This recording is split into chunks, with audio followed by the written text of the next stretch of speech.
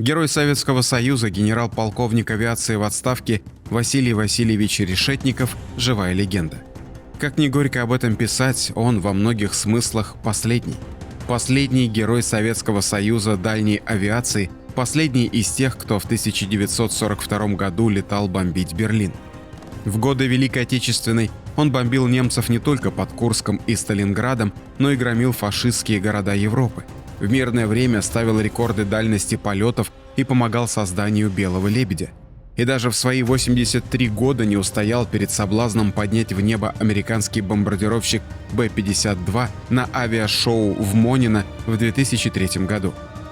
23 декабря 2021 года заслуженному военному летчику СССР, герою Советского Союза генерал-полковнику Василию Васильевичу Решетникову исполнилось 102 года.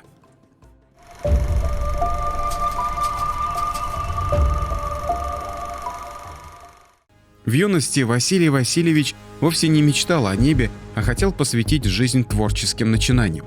Решетников писал для «Пионерской правды» и хотел стать журналистом.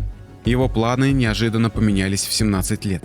Василий был единственным из сверстников, прошедших медкомиссию по комсомольскому набору, и ему предложили поступить в военную школу. Он согласился. В 19 лет Решетников окончил Ворошиловоградскую военную авиашколу. Война в Испании, Холхенгол, да и начало Великой Отечественной прошли без него. Василий служил летчиком-инструктором в резервном полку в Воронеже.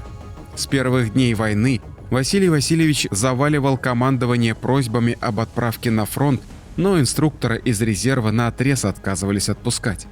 Тогда Решетников в ноябре 1941 года забрался в транспортный самолет, который вез бойцов с Дальнего Востока, и вместе с ними отправился на фронт. В конце 1941 года Василий Васильевич попал в 751-й дальнебомбардировочный полк. Сослуживцы не сразу признали Решетникова своим. На фоне опытных летчиков с более 1000 часов в воздухе Решетников со своими 400 часами налета казался еще совсем зеленым. Доказать свое мастерство ему пришлось в бою. В ясный январский день 1942 года бомбардировщики не взлетали с аэродрома в Раменском. Выполнить задачу и отработать по немцам в Вязьме вызвался младший лейтенант Василий Решетников. Василий Васильевич не только мастерски отработал по целям, но и смог перехитрить вражеских истребителей. На обратном пути в хвост бомбардировщику вцепились два мессера. Решетников повел ДБ-3 севернее своего аэродрома, так чтобы солнце слепило прямо в глаза преследователям. Топливо было уже на исходе, когда Решетников посадил бомбардировщик в Химках. Вскоре он добрался до родного аэродрома. Сослуживцы опешили, когда увидели живого и невредимого младшего лейтенанта, про которого уже решили ждать нечего. В полку быстро зауважали отважного 22-летнего летчика. Василию Васильевичу не раз удавалось чудесным образом уходить от смерти.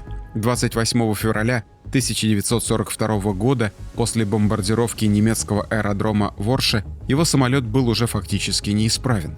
С пробитыми баками, поврежденным мотором и разбитыми приборами Решетников протянул 350 километров и сел за линией фронта.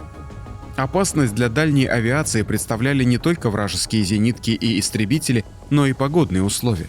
Так, 21 июля 1942 года в небе над Восточной Пруссией Ил-4 Василия Решетникова попал в сильнейший грозовой фронт. Из-за катаклизма бомбардировщик буквально разваливался в небе. Летчику чудом удалось выжить, но он приземлился на оккупированной территории. 4 дня Решетников скрывался в лесах Псковщины, ел только ягоды и грибы, а чтобы не попасться немцам, передвигался по ночам. Каким-то невероятным образом Василию Васильевичу удалось миновать врага и выйти к линии фронта 25 июля. Всего за годы Великой Отечественной войны Василий Васильевич совершил 307 боевых вылетов. Бомбами он карал гитлеровцев не только близ линии фронта, но и далеко в тылу. Кёнигсберг, Данциг, Будапешт, стратегические центры немецкой военной машины бомбил командир эскадрильи дальней авиации. Особенно сложно давались Решетникову налеты на Берлин.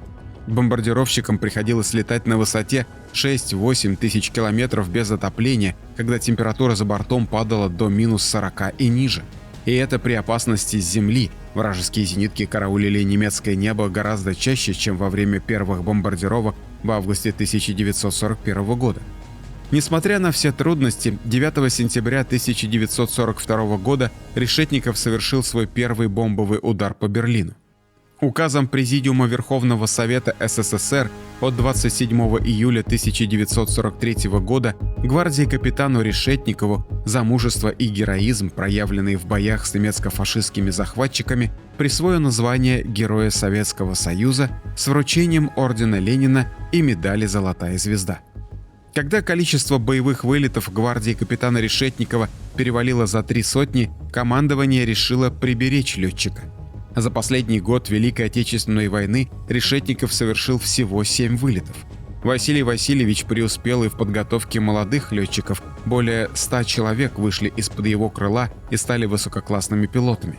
И как бы командование не запрещало Решетникову полеты, весной 1945 года он в последний раз поднялся с бомбами в небо над Берлином. После Великой Отечественной Василий Решетников остался в войсках. Он не потерялся в эпоху, когда самолеты стали превосходить рекорды звука, и сам стал рекордсменом. В 1959 году Решетников и генерал Таранов побили неофициальный рекорд дальности полета. В воздухе они провели 21 час, беспосадочно пролетев 17 тысяч километров. С 1969 года генерал Василий Васильевич Решетников 11 лет командовал дальней авиацией СССР.